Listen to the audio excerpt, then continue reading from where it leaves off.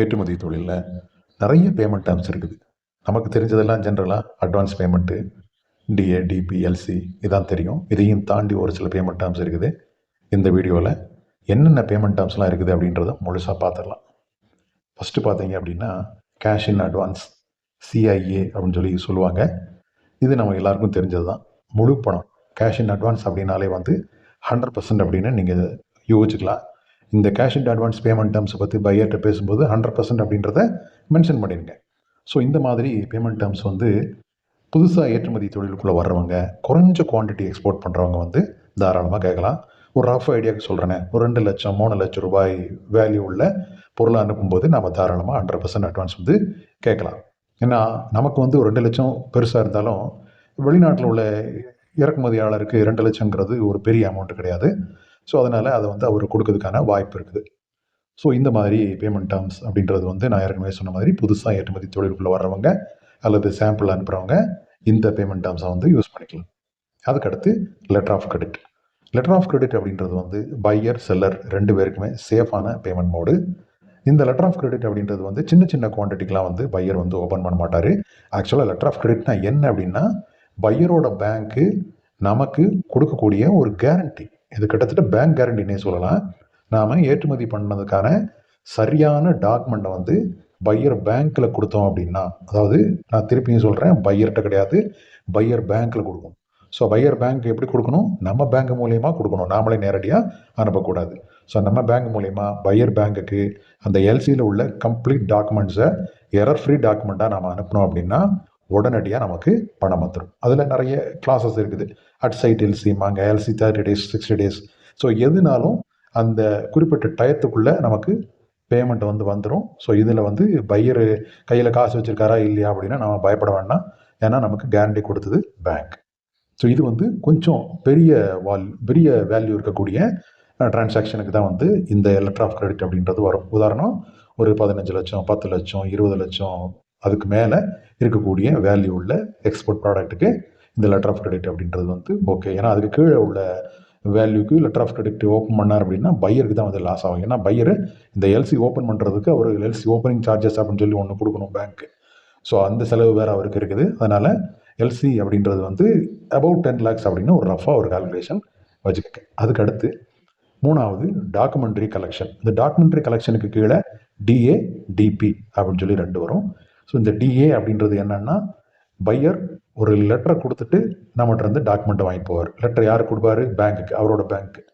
So document எப்படி pass ஆகும் அப்படின்னா, நம்ம பேங்க் மூலயமா பையர் பேங்க் அனுப்புகிறோம்.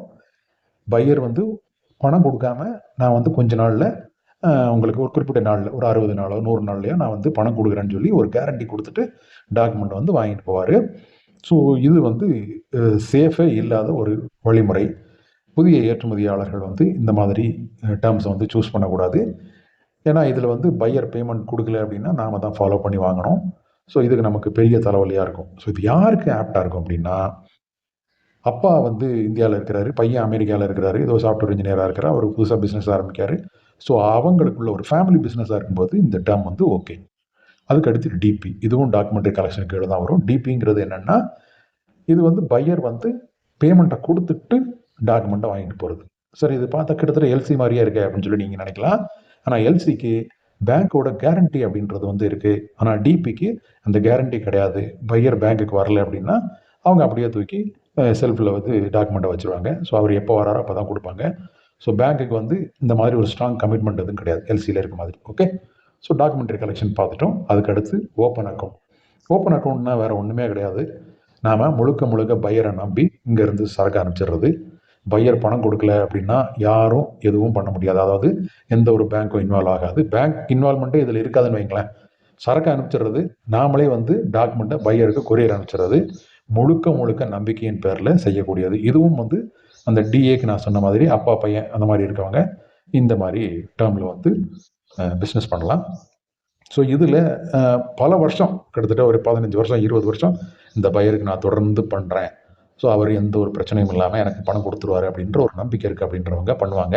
இருந்தாலும் நான் அதை ரெக்கமெண்ட் பண்ண மாட்டேன். ப்ராப்பராக இசிஜிசி கவரேஜ் எடுத்து ப்ராப்பராக பேங்க் மூலயமா அனுப்புனதும் அப்படி பண்ணுறது தான் நமக்கு சேஃப் அப்படின்னு நான் சொல்லுவேன்.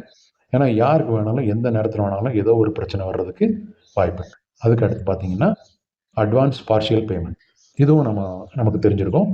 ஒரு 100% அட்வான்ஸ் பேமெண்ட் வாங்குறதுக்கு பதிலாக பாதி அட்வான்ஸ் வாங்கிட்டு பாதியை எல்சியாவோ அல்லது டிஏவாவோ அல்லது டிபியாவோ ஏதோ ஒரு பேமெண்ட் மோடில் பண்ணுறது. ஸோ இது வந்து பார்ஷியல் அட்வான்ஸ் பேமெண்ட். அதுக்கு அடுத்து பார்த்தீங்க அப்படின்னா ஆன்லைன் பேமெண்ட் கேட்வேஸ். இந்த ஆன்லைன் பேமெண்ட் கேட்வேஸ் அப்படின்றது உங்களுக்கு நிறைய இருக்கும். உங்களுக்கே தெரிஞ்சிருக்கும். இந்த பயனர் அப்படின்னு சொல்லுவாங்க, பேபால் அப்படின்னு சொல்லுவாங்க. ஸோ இதன் மூலியமெல்லாம் நம்ம பணம் வாங்கலாம். ஆனால் இதெல்லாம் எதுக்கு ஆப்டாக இருக்கும் அப்படின்னா சின்ன சின்ன கன்சைன்மெண்ட் அனுப்புறதுக்கு. இப்போ சாம்பிள் அனுப்புகிறோம், இல்லை ஒரு அரிசி 10 கிலோ அனுப்புகிறோம், மசாலா பொடி ஒரு 10 கிலோ அனுப்புகிறோம். ஸோ இந்த மாதிரி சாம்பிள் அனுப்புறதுக்கும் இந்த மாதிரி ஸ்மால் கன்சைன்மெண்ட் அனுப்புறதுக்கும் இந்த பேபால் மூலிமா நம்ம பணம் வாங்கிக்கலாம். அதுக்கடுத்து லெட்டர் ஆஃப் கேரண்டி. இது கிட்டத்தட்ட எல்சி மாதிரியே தான். அதாவது நீங்கள் ப்ராப்பராக எல்லா டாக்குமெண்ட்டும் எனக்கு கொடுத்தீங்கன்னா நான் உங்களுக்கு பேமெண்ட் கேரண்டி தரேன்னு பையர் பேங்க்கு நமக்கு கொடுக்குறது.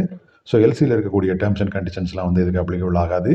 எல்சி ஓப்பன் பண்ணக்கூடிய சார்ஜ் மாதிரி இதுக்கு அதிகமாக சார்ஜ் ஆகாது. ஸோ ஒரு சின்ன சர்வீஸ் சார்ஜ் தான் எடுப்பாங்க. ஸோ அதே மாதிரியான ஒரு டேர்ம். அதுக்கடுத்து எஸ்க்ரோபே. எஸ்க்ரோபே அப்படின்றது வந்து பையர் எக்ஸ்போர்ட்டர் 2 பேரும் ஒருத்தருக்கு ஒருத்தர் தெரியாது. பட் ஆனால் சேஃபாக பேமெண்ட் வந்து ட்ரான்ஸ்ஃபர் ஆகணும் அப்படின்ற பட்சத்தில் இடையில ஒருத்தர் வந்து பையர்லேருந்து பேமெண்ட் வாங்கி ஹோல்ட் பண்ணுவார். ஸோ குட்ஸ் நீங்கள் ஷிப்மெண்ட் பண்ணதுக்கப்புறம் குட்ஸ் போய் சேர்ந்ததுக்கப்புறம் பையர் வந்து நான் எதிர்பார்த்த மாதிரி அந்த குவாலிட்டியில் குட்ஸ் வந்துருச்சுன்னு கேரண்டி கொடுத்ததுக்கு அப்புறம் அந்த எஸ்க்ரோ பேமெண்ட்டை ஹோல்ட் பண்ணியிருக்கக்கூடிய அந்த தேர்ட் பார்ட்டி நமக்கு பேமெண்ட்டை ட்ரான்ஸ்ஃபர் பண்ணுவாங்க. இதுக்கு அவங்க ஒரு சின்ன கமிஷன் எடுத்துப்பாங்க. இது உதாரணம் பார்த்தீங்க அப்படின்னா நம்ம அலிபாபா மூலியமா இந்தியாவுக்கு ஏதாவது இம்போர்ட் பண்ணோம் அப்படின்னா இந்த எஸ்க்ரோ பேமெண்ட் மூலியமா பேமெண்ட் பண்ணி பேமெண்ட்டை வந்து ஹோல்ட் பண்ணி நாம் ப்ராடக்ட் குவாலிட்டியாக இருக்குன்னு என்ஷூர் பண்ணதுக்கப்புறம் அந்த பார்ட்டிக்கு பேமெண்ட் கொடுப்பாங்க. இது வந்து அலிபாபாவில் இம்போர்ட் பண்ண பலருக்கும் தெரிஞ்சிருக்கும். அதுக்கடுத்து பார்த்தீங்க அப்படின்னா கன்சைன்மெண்ட் பேசிஸ். கன்சைன்மெண்ட் பேசிஸ் அப்படின்றது வேறு ஒன்றும் கிடையாது. குட்ஸை நம்ம அனுப்பிச்சிருவோம். குட்ஸு பையரோட குடோனில் இருக்கும். சேல் ஆக ஆக நமக்கு பணம் தருவாங்க. ஒரு 3 பார்ட்டோ 4 பார்ட்டோ நமக்கு பணம் தருவாங்க. கடைசியில் அதாவது இது குறிப்பாக அந்த பெரிசபிள் குட்ஸுக்கு தான் வந்து இது அப்ளிகபிள் ஆகும். கடைசி ஒரு 5% 10% வந்து இந்த பெரிசபிள் குட்ஸ் வந்து அழுகி போகிறதுக்கு வாய்ப்பு இருக்குது. அதனால் நம்ம அனுப்பிச்ச இன்வாய்ஸில் ஒரு 10% நமக்கு கட்டாகிறதுக்கும் வாய்ப்பு இருக்குது. அதுக்கடுத்து பார்த்தீங்க அப்படின்னா இந்த கவுண்டர் ட்ரேட் அப்படின்னு சொல்லுவாங்க. இது வந்து சில நாடுகளோட நாம் ட்ரேட் பண்ணுறது பணத்துக்காக இல்லாமல் பொருளுக்காக இருக்கும். அதாவது பழைய காலத்தில் இந்த பண்ட மாற்று முறை அப்படின்னு சொல்லுவாங்க இல்லைங்களா, ஒரு பொருளை விற்று இன்னொரு பொருளை வாங்குறது. இந்த மாதிரி ட்ரேடும் இன்றைக்கும் நடந்துகிட்டு இருக்குது. இந்த மாதிரி ஒரு நாடு பார்த்தீங்க அப்படின்னா யூஎஸ் டாலர் இல்லாமல் இருக்கும்.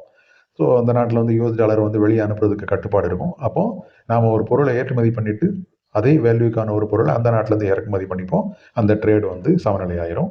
ஸோ இதுக்கு தான் வந்து கவுண்டர் ட்ரேட் அப்படின்னு சொல்லுவாங்க. அதுக்கடுத்து ஃபேக்டரிங் அப்படின்னு சொல்லுவாங்க. அதாவது ஃபேக்டரிங் அப்படின்றது என்ன அப்படின்னா ஒரு எக்ஸ்போர்ட்டரு தன்னோட எக்ஸ்போர்ட் டாக்குமெண்ட்டை வந்து ஒரு ஃபினான்ஸ் கம்பெனிக்கு கொடுத்துட்டு குயிக்காக ஒரு பேமெண்ட் வாங்குறது. இது வந்து தங்க நகையை வந்து அடகு வைக்கிற மாதிரி தான். ஸோ அந்த பேமெண்ட்டு வந்து அடுத்து கேஷ் ஃப்ளோ அதிகமாக இருக்கும் கம்பெனிக்கு. அதனால் அடுத்த ட்ரேடுக்கு வந்து அந்த பேமெண்ட்டை யூஸ் பண்ணுறதுக்காக டெம்பரவரியாக இந்த மாதிரி ஒரு ஃபினான்ஷியல் கம்பெனிக்கு டாக்குமெண்ட்டை வந்து கொடுத்து நாம் பணத்தை வாங்கி அடுத்து பிஸ்னஸ்க்காக யூஸ் பண்ணுறது. ஸோ பையர்லேருந்து ஏதோ அட்வான்ஸ் ஏதாவது வந்தது அப்படின்னா இல்லை வேறு சோர்ஸில் பணம் வந்தது அப்படின்னா டக்குன்னு அந்த பணத்தை கட்டி அந்த டாக்குமெண்ட்டை வந்து அதிலேருந்து மீட்டுக்கிறது. ஸோ இந்த மாதிரி ட்ரேடெல்லாம் இப்போ அதிகம் நடக்கிறது இல்லை. இருந்தாலும் இது ஒரு ட்ரேடு, ஃபினான்ஷியல் ட்ரேடில் இது ஒரு பார்ட்டாக இருக்குது. ஓகே.